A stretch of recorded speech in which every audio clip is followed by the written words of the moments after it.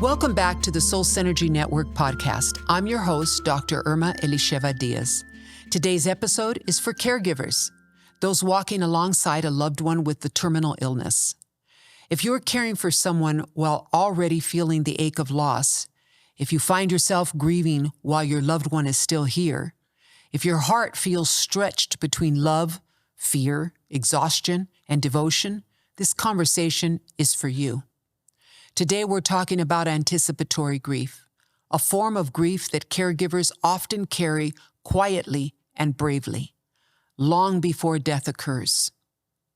Let's define it. What is anticipatory grief? Anticipatory grief is the grief you feel before a loved one passes away. It is the emotional, physical, and inner response to ongoing change, to repeated losses, to uncertainty, and the awareness that something precious will not last forever. For caregivers, grief does not wait for the end. It begins with diagnosis, with decline, with each change you notice. And I want to say this clearly, anticipatory grief is normal. It's very human. It is a reflection of love and attachment, not a lack of hope, and certainly not a lack of faith. There is a reality of caregiver exhaustion. Caregiving is demanding in ways that are often invisible. There is a physical exhaustion. Many caregivers experience interrupted or minimal sleep, irregular meals, lifting, transferring, or hands-on care. They experience chronic fatigue that doesn't resolve. There's emotional fatigue involved. Maybe you're a caregiver and you feel like you're always on. You always have to be strong. Managing decisions and uncertainty, carrying responsibility for comfort, for safety and outcomes, setting aside their own needs for others' needs. Not just the one that's ill, but the people around you. But here is an important caregiver truth. You cannot pour from an empty cup. Exhaustion is not weakness.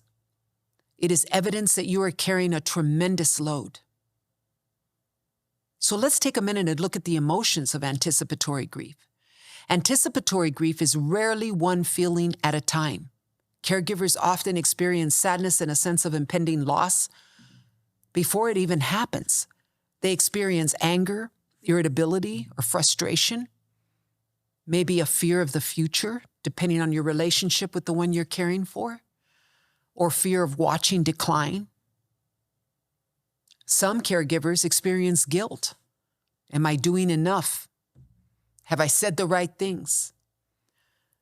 Or maybe even loneliness. Even when others are present, you kind of feel alone because you're the caregiver. You're the one with the decisions. You're carrying the load. Feeling torn between caregiving and other responsibilities is very common. Relief mixed with guilt is an extremely common and misunderstood experience. There's no right way to feel as a caregiver with anticipatory grief. Caregivers often hold many emotions at once. They may change hour to hour, but all of them are valid. One tries to stay balanced when life feels unbalanced. And caregivers will often ask, how do I stay grounded when everything feels upside down? Balance does not mean being strong all the time. It means finding small points of steadiness. What often helps is setting small, realistic daily goals for yourself. Accepting help, even when it feels uncomfortable. Taking breaks without guilt. Eating regularly. Hydrating, resting when possible, talking with someone who understands, a chaplain, social worker, counselor, trusted friend, relative, practicing deep breathing or quiet moments of stillness, remembering that your needs matter too. Balance is not perfection. It is learning how to stand gently in the middle of something that is very, very difficult. The real experiences that caregivers face fall into role shifts because caregivers often become the nurse. They become the advocate. They become the medication manager.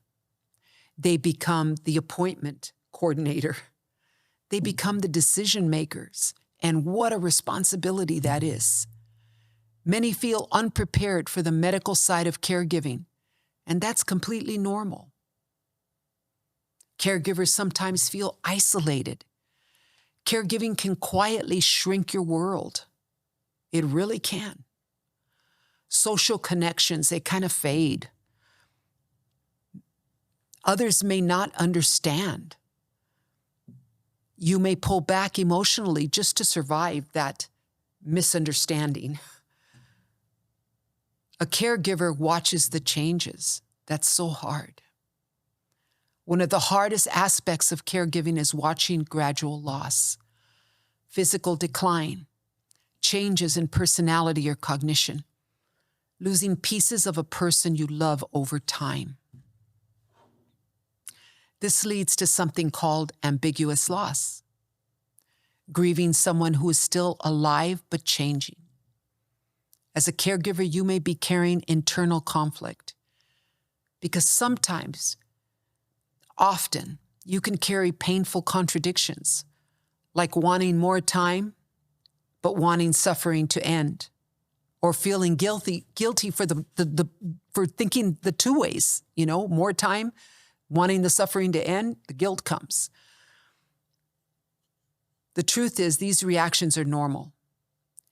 Caregiving asks more of the heart than most people will ever see, or they'll never acknowledge. They won't know.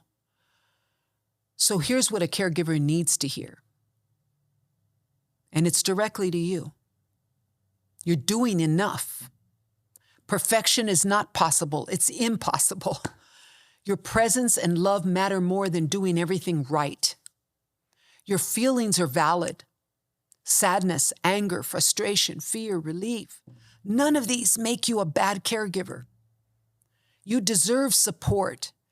Asking for help is not a burden. It's wisdom. You're not alone. Hospice teams, social workers, and chaplains, relatives, good friends, they exist for you too, not just for the patient. So these are practical ways to care for yourself. They exist. Even small acts matter. Try taking 5 to 10 minutes a day to breathe, to stretch, to step outside, to take a real quick ride, let the sun hit you. You'd be surprised how healing the sun is. Keeping one small routine that belongs to just you. You need it. And letting others help with meals, errands, or sitting with your loved one. It's needed. Journaling your thoughts or speaking them aloud in a safe space. Reminding yourself, I'm doing the best I can in a very hard time. Self-care during caregiving is not indulgence. It is preservation. If you're a person of faith, take time to pray. Make a list of prayer requests and step away and pray. Talk to your Maker and ask for what you need. Remember, anticipatory grief is love longing for what it cannot hold forever. If you're walking this road, know this. You are doing something profoundly meaningful, even on days when you feel exhausted, impatient, and maybe a little unsure. Your care matters. Your presence matters. Your love matters. And you deserve care too. I want to thank you for spending this time with me on Soul Synergy Network podcast. I hope this is helpful. If it resonates with you, please share it with another caregiver who may need it, who may be carrying anticipatory grief quietly and not even know what to call it. And don't forget to subscribe for episodes that support emotional, mental, and soul-centered well-being. If you would like additional support or resources, you can reach me directly at soulsynergynetwork@gmail.com. May you feel supported today. May your breath find ease. May you remember you're not alone on this journey. God bless you.